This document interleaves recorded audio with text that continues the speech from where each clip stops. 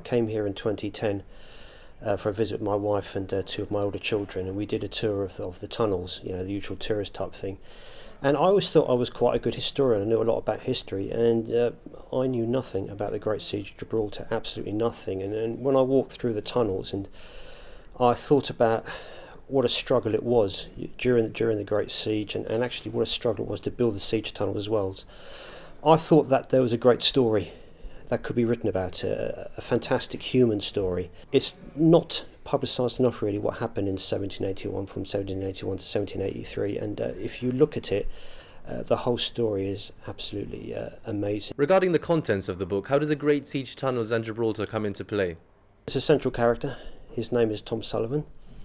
He's a young Irishman who joins the British Army in the 18th century, and not just because he's Irish, but because of many people of that time.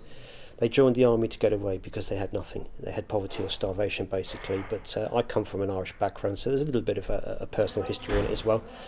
He joins the British Army.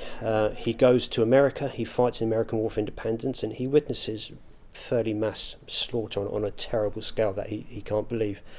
He ends up in Gibraltar, and he's in Gibraltar during the Great Siege, and what he experiences in the American War for Independence actually directs him in how he looks after his men during the siege, how he leads them, how he tries to protect them, how he tries to minimise their losses, but also his experience that he's gained in America is pivotal in deciding the events of the Great Siege. And like you said, you've been to Gibraltar a few times now. Are there any other historic landmarks which stand out to you other than the Great Siege tunnels?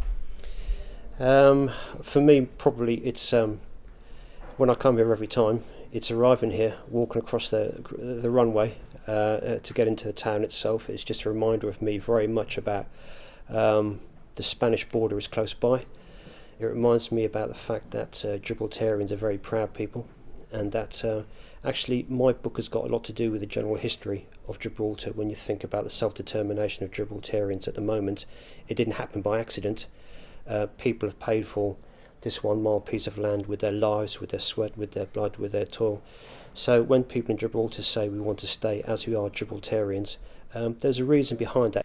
And obviously it took a lot of effort to write this book. Can you see yourself writing future works with Gibraltar? I think Gibraltar is one of my favourite places, and whilst Sullivan's War is a kind of one-off regarding the Great Siege of Gibraltar, I have a feeling within me that there'll be more books about Gibraltar, and there's I don't know another place which is 1 mile long that can pack in so much inside it as far as geographical landscapes, buildings, places, people, things to do. And I can feel it's a great place for a very, very good detective story. A very good detective story, yeah.